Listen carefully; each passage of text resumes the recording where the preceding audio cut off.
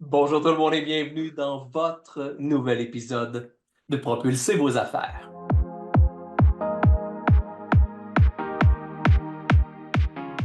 Cette semaine, j'ai envie de vous poser une question. Souffrez-vous du syndrome du Titanic? Peut-être que vous vous dites, du quoi? De quoi tu parles, Vincent? Effectivement, qu'est-ce que le syndrome du Titanic? Ben, et c'est important de prendre conscience si vous en souffrez ou non. C'est exactement ce qu'on va constater, ce qu'on va regarder ensemble aujourd'hui. Parce que plusieurs entreprises ont souffert de ce syndrome-là avec des résultats catastrophiques. Et peut-être que d'autres souffriront de ce même syndrome-là dans les prochaines années. Et je veux surtout pas que ça vous arrive à vous. Alors, qu'est-ce que le syndrome du Titanic? Mais juste avant, permettez-moi de mettre le tout en contexte. Vous avez probablement remarqué que la vie dans les dernières années a été un peu plus difficile avec nous, a été un peu plus dure sur plusieurs aspects. Vous savez, des mots comme pandémie, couvre-visage ou isolement étaient des mots qu'on connaissait, mais qui n'étaient pas nécessairement partie prenante de notre vocabulaire à tous les jours. De là a suivi des enjeux économiques, de l'inflation, des guerres, et tout ça, de près ou de loin, nous a tous obligés à nous y adapter. Alors, quand on s'adapte à quelque chose, ben, on doit, en conséquence, changer quelque chose. Pourtant, on dit régulièrement que c'est difficile de changer, que l'humain a peur du changement.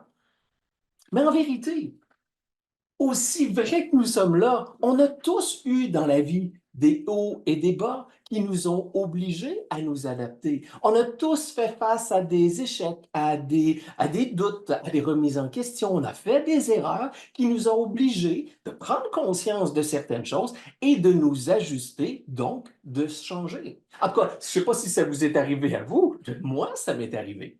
Parce qu'on a, oui, des doutes, des peurs, mais on a aussi des gains et des victoires qui nous obligent à travailler encore plus là-dessus et à nous ajuster pour peut-être changer les choses pour continuer de paver cette voie du succès-là. Moi, ça m'est arrivé, pour être très, très transparent avec vous, ça m'est arrivé. Vous le savez, j'ai 2 livres d'écrits. Un premier livre qui a été best-seller, un deuxième livre qui est maintenant enseigné à l'université, au MBA à l'Université du Québec en Outaouais. Pour moi, c'est des super de beaux succès.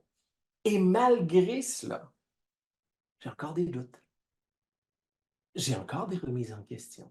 Parce que oui, j'ai eu des échecs. Oui, j'ai eu des mauvaises décisions qui ont été prises. Mais effectivement, durant tout ce parcours-là des dernières années, à titre de formateur, à titre de conférencier, à titre de coach, j'ai eu beaucoup de périodes en montagne russe. Je me suis remis en question et en toute transparence, je me suis véritablement posé la question, est-ce que ce métier-là était véritablement fait pour moi?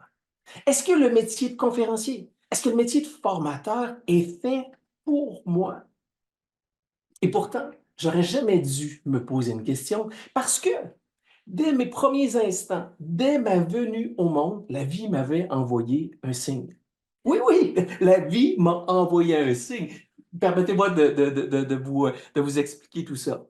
Je suis le résultat d'un adultère.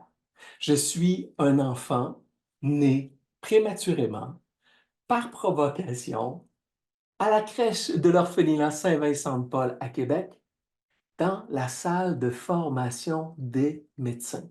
Je suis né devant une foule de médecins qui apprenaient comment mettre au monde un enfant. Alors, je suis né devant le public. Ma première conférence, je l'ai fait en poussant mes premiers cris. Alors, je n'aurais pas dû douter. Mais la réalité, c'est que tout ça a fait que ça a déboulé. Hein. Vous savez, incubation, la crèche, l'abandon, le rejet, et vient évidemment, là, pour moi, le grand bonheur, la période d'adoption. Parce que oui, j'ai eu la chance, le privilège d'être adopté par une magnifique famille où je me suis retrouvé le bébé d'une famille de 7 enfants. J'étais le 7e de la famille. Les 6 avant moi étaient naturels et biologiques et j'étais le seul enfant adopté. Mon frère le plus jeune, juste avant moi, avait 10 ans de plus que moi, tandis que ma sœur la plus vieille avait 16 ans. Alors, vous comprendrez que d'enfant adopté, j'ai pas eu le choix par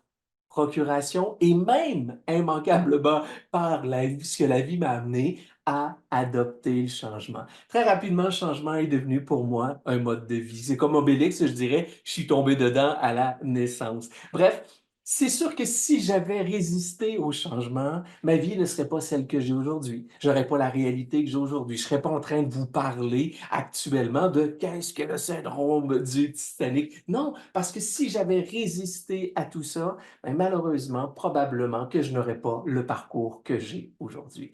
Tout ce parcours-là, tout le fait que le changement a été la prémisse de ma vie sur laquelle j'ai dû bâtir ce que je suis devenu, m'a préparé à la réalité d'aujourd'hui. Parce que vous n'êtes probablement pas sans savoir qu'actuellement, tout va vite. Vous le constatez, tout s'accélère à un rythme effréné. Tout va vraiment très rapidement. C'est la réalité pour laquelle je vous dis ceci. La seule stabilité que nous avons aujourd'hui, c'est le changement. D'où l'importance de ce que je dis, c'est d'adopter le changement. Parce que de toute façon, sans changement, il n'y a pas de croissance, il n'y a pas d'évolution, il n'y a pas de possibilité de grandir, il n'y a pas de parcours, il n'y a rien. Et souvent, les gens disent, non, mais moi, le changement, c'est pas pour moi. Et pourtant, on est des êtres de changement. L'être humain est un être de changement. On aime, je comprends, on aime tous notre petit confort, on aime notre stabilité. Oui, notre routine nous amène un certain engagement. Mais la réalité, est-ce que vous mettez toujours le même linge à tous les jours? Mangez-vous toujours le même repas à chaque dîner? Est-ce que vous avez encore un téléphone à cadran à la maison? Non, mais sérieusement, imaginez-vous, si nos ancêtres avaient résisté au changement, qu'est-ce qu'on serait devenu? On serait peut-être encore en train s'obliger de s'éclairer avec des chandelles. Peut-être que pour faire nos besoins, on aurait besoin de sortir à l'extérieur. Et certainement, je ne serais pas capable de vous parler à travers une petite boîte que vous êtes en train de m'écouter en ce moment. Bref, imaginez juste un instant. Est-ce que vous seriez capable de vous passer aujourd'hui de l'électricité, de l'eau chaude, d'Internet ou encore pire, de votre téléphone cellulaire? Sérieusement, vous me comprenez? Je le dis et je vais le répéter aussi et je vais le crier haut et fort s'il le faut. L'humain n'a pas peur du changement. C'est un mythe. L'humain n'a pas peur du changement. Mais l'humain a peur des conséquences du changement, c'est-à-dire de l'inconfort, des pertes de repères, du deuil, du nouvel apprentissage, de devoir reprendre un nouveau chemin. C'est de ça que l'humain a peur. Mais ce n'est pas le changement lui-même, parce que le changement en soi est quelque chose qui, nous, comme humains, on veut avoir dans notre vie, parce que c'est lui qui nous permet d'évoluer, de grandir, de devenir ce qu'on veut devenir. C'est pour ça que je dis toujours qu'il y a deux formes de changement. Il existe deux formes de changement. La première, c'est le changement désiré. Changement désiré, c'est quoi? C'est effectivement celui qu'on veut voir arriver dans notre vie. C'est souvent un moteur d'action. Vous savez, un objectif, un but, un rêve. Qu'est-ce que vous voulez atteindre? C'est désiré. Et là, vous allez tout faire. Vous allez changer bien des choses pour être en mesure de réaliser votre rêve ou d'atteindre votre objectif, votre but ou votre cible. Mais à l'autre bout du spectre, il y a une deuxième forme de changement. Laquelle? Changement imposé. Ce changement-là, c'est à lui qu'on résiste. C'est lui ces conséquences de celui-là qui nous font peur, qui nous dérangent, qui font en sorte que souvent, on va dire que l'humain a peur du changement. Mais pourtant, que le changement soit désiré ou le changement soit imposé, on s'entend qu'un changement, c'est un changement. C'est quoi la différence entre les deux? Pourquoi le changement désiré est si facile à embrasser, tandis que le changement imposé est si difficile à accepter? Une seule raison, c'est que le changement désiré vient de vous, tandis que le changement imposé vient de quelqu'un d'autre. Alors, on est capable de gérer le changement. On est capable d'adopter le changement quand il vient de nous. Mais quand il vient de quelqu'un d'autre, des fois, c'est peut-être un peu plus difficile, mais pourtant, le changement ne peut pas toujours venir de nous. On vit dans une communauté, on vit dans une société, on vit avec des gens, et ça se peut qu'à quelque part, il y ait des décisions qui soient prises, qui vont nous obliger à faire un changement dans notre vie. Donc, on va vous imposer un changement. Et là, à ce moment-là, qu'est-ce qu'on fait?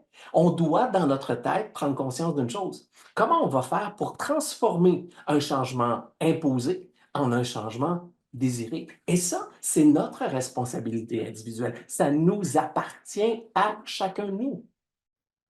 Je suis convaincu que vous êtes tous déjà été à la plage dans le sud, hein, jouer dans les vagues, voir le bruit des vagues, vous marchez dans le sable, hein, quand les grains de sable vous massent le dessous des pieds, entre les orteils. Quelle sensation extraordinaire. Le jeu dans les vagues, vous jouez, vous avez du plaisir, vous riez. Quel moment extraordinaire, pas vrai? Mais qui parmi vous s'est déjà fait frapper par une vague? Ben moi, ça m'est arrivé, hein. Et je suis convaincu que ça vous est déjà arrivé. Rappelez-vous ce moment-là. Qu'est-ce qui se passe? Oups, là, on est rendu un peu partout, hein. Je me plais à dire en tout respect, cul par-dessus tête, qu'est-ce qui se passe? Où est le ciel? Où est le sol? Où est la sortie? Qu'est-ce qu'on fait? Et des fois, on peut même, la vague peut nous avoir frappé assez solidement qu'on peut en être un peu étourdi. On ressort de là, on regarde ce qu'il y en est, et là, ouh, qu'est-ce qui se passe? Mais pourtant, quelques minutes auparavant, on jouait dans les vagues. Pourquoi tout à coup on joue dans les vagues et oups, à un certain moment, on se fait frapper par la vague? Parce qu'une vague, c'est une vague. Hein? Des fois, on joue avec la vague et des fois, on se fait frapper par la vague. Ben, dites-vous une chose, c'est exactement la même chose avec le changement. Si vous ne levez pas la tête et vous ne prenez pas conscience que le changement est partout, que le changement est la nouvelle stabilité, à un moment donné, vous allez vous faire frapper par une vague. Mais si vous êtes capable de le savoir, vous allez jouer avec les vagues, c'est-à-dire que vous allez plonger dans les vagues, vous allez les contourner, vous allez même être capable de surfer sur les vagues pour que celles-ci vous amènent encore plus loin. Donc, il faut comprendre que ça nous appartient. Notre relation avec le changement nous appartient. Est-ce que à la base, quand vous parlez de changement, êtes-vous quelqu'un qui allait jouer dans les vagues ou quelqu'un qui allait fuir les vagues? Est-ce que vous êtes quelqu'un pour aller vers ou vous retirer de? Est-ce que vous êtes quelqu'un plus vers le positif ou vers le négatif? Il faut se poser la question, quelle est notre relation avec le changement? Parce qu'en fonction de notre relation avec le changement, on va assurément travailler à faire du changement notre allié ou de faire du changement notre ennemi. Alors, est-ce qu'il est imposé ce changement ou est-ce qu'il est désiré? Et s'il est imposé, comment on fait, nous, pour revoir notre relation et qu'il devienne désiré et qu'on surfe sur la vague pour que ce changement-là puisse nous amener plus loin? À moins, à moins que vous souffriez du syndrome du Titanic.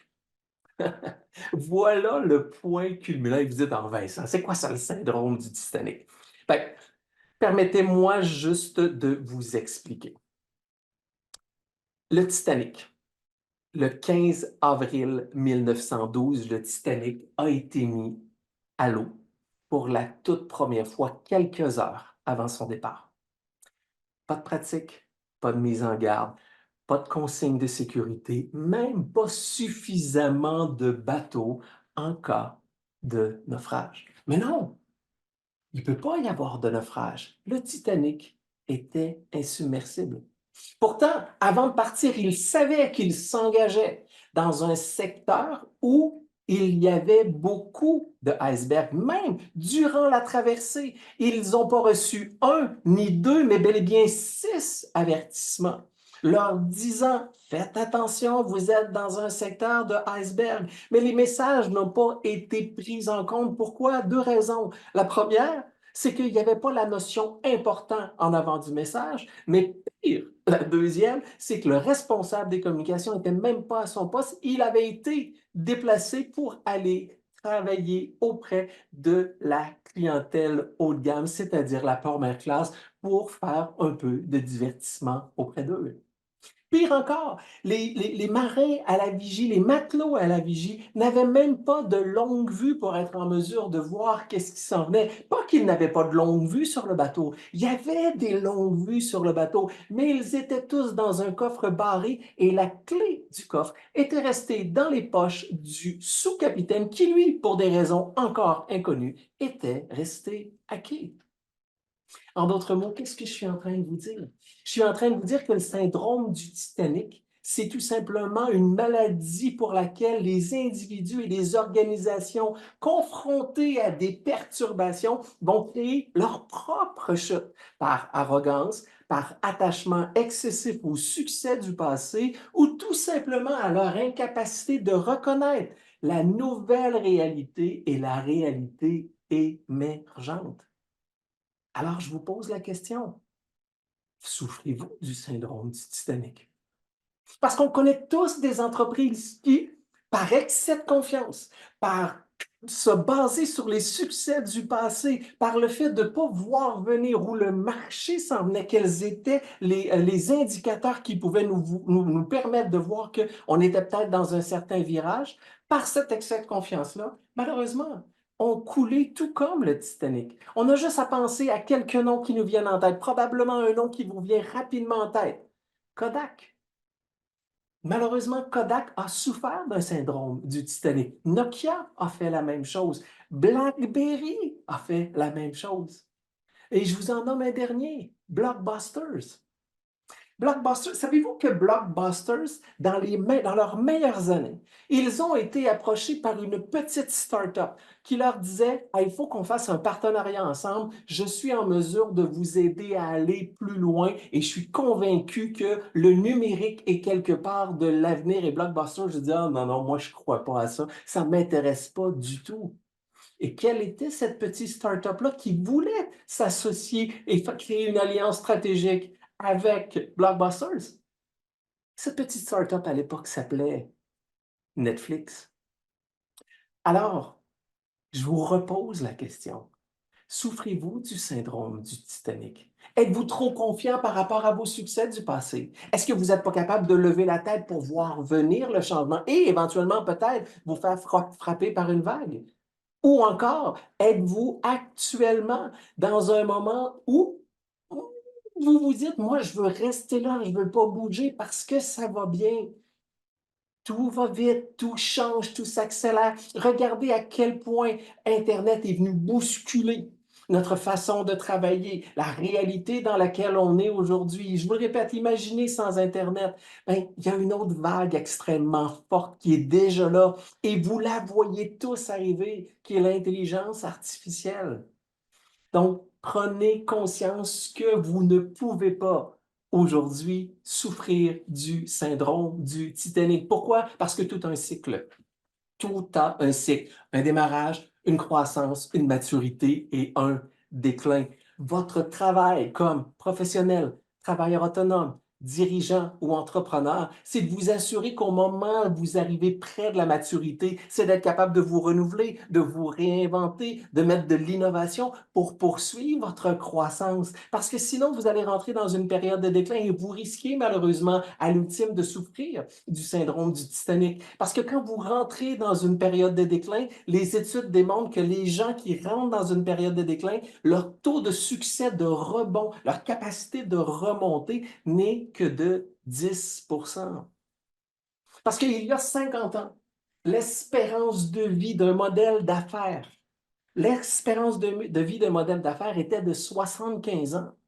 C'est-à-dire que le modèle d'affaires pouvait perdurer pendant 75 ans. Donc, si on prend à peu près la moitié, la maturité de l'organisation arrivait à quelque part comme à, je vais vous dire, je ne sais pas, 35, 40 ans environ, en moyenne. Donc, il y avait le temps de voir venir, il y avait le temps de bouger les choses, il y avait le temps de travailler sur leurs acquis, sur le moment présent et de rester dans une certaine zone de confort. Mais ils ont refait cette même étude-là au début des années 2000. Et ils ont constaté quelque chose d'incroyable. Ils ont constaté que le nouveau modèle d'affaires au début des années 2000, le modèle d'affaires, le cycle de vie d'un modèle d'affaires, toute entreprise confondue en moyenne, était d'environ 15 ans. Ça veut dire qu'on avait 7 ans pour être capable de voir venir avant de commencer à penser à se renouveler, à faire les choses différemment, à poursuivre notre croissance. Bref, à faire en sorte que le changement devienne notre allié. Ben oui, vous me voyez venir, hein? On a refait cette même étude-là avec des statistiques au début de la pandémie, tout juste au début de la pandémie en 2021. Et on en est venu avec quel résultat? Quel est aujourd'hui la moyenne, le cycle de vie moyen d'une entreprise en 2021? 5 ans. 5 ans. Ça veut dire qu'à tous les 2 ans et demi, on doit déjà se mettre en marche pour commencer à se renouveler, à voir comment on peut faire. Pourquoi? Parce que les cycles s'accélèrent de plus en plus. Je vous le répète, la seule stabilité que vous avez aujourd'hui, c'est le changement. S'il vous plaît, ne souffrez pas du syndrome du Titanic. Arrêtez de vous conforter dans votre succès actuel. Levez la tête, anticipez, voyez ce qui s'en vient et prenez en compte ceci. Amusez-vous avec ce qui vient. Faites du changement votre allié. Parce que je vous le répète, le changement est maintenant partout. Le changement étant partout, on ne peut plus résister au changement parce que pendant qu'on essaie de résister au changement, tout le monde autour de nous évolue, le marché évolue, la clientèle évolue, vos compétiteurs évoluent. Ça veut dire que de résister, ça crée un statu quo. Quand vous créez un statu quo et que tout le monde avance, la réalité, c'est que vous reculez. Et je sais que vous ne voulez pas reculer. Alors, je vous le répète, levez la tête, anticipez le changement, basez votre expérience sur vos succès, mais mettez-vous immédiatement dans une période de réflexion pour voir comment vous pouvez vous améliorer, qu'est-ce que vous pouvez changer, comment vous pouvez innover, qu'est-ce que vous pouvez faire pour poursuivre votre croissance. Parce que sinon, malheureusement, vous allez tourner le dos au changement et vous risquez de vous faire frapper par la vague. Alors, je vous le répète, notre choix aujourd'hui, notre seul choix aujourd'hui en affaires, c'est d'adopter le changement. Alors, prenez le temps de voir ce que vous pouvez faire pour ne pas souffrir du syndrome du Titanic. Remettez-vous en question, regardez ce que vous faites. Si vous avez besoin d'un coup de main, n'hésitez pas à communiquer avec moi. J'ai une formation, j'ai une conférence qui s'appelle Adopter le changement, dans laquelle je parle effectivement du syndrome du Titanic. Ça peut vous intéresser. Communiquer avec moi, ça sera un immense plaisir de pouvoir vous accompagner. Mais ça vous a intéressé, vous avez aimé ce que vous avez entendu, n'hésitez pas à partager. Mettez-moi les commentaires, peu importe sur quelle plateforme vous nous écoutez ou vous nous regardez actuellement. Mettez-moi un commentaire. Vous avez une question, vous avez l'impression que vous connaissez des entreprises qui ont souffert du syndrome du Titanic. Bref, j'aime vous lire. N'hésitez pas à partager avec moi. Ça me fera un immense plaisir. Et rappelez-vous ceci. Le changement est partout. Alors faites du changement votre allié et adoptez le changement parce que le syndrome du Titanic, il peut être contagieux et on doit s'en tenir très, très loin. Alors voilà, mes amis, j'espère que vous avez apprécié. Au grand plaisir de vous revoir éventuellement. C'était Vincent, votre optimisateur de performance, qui vous dit ciao et à très bientôt.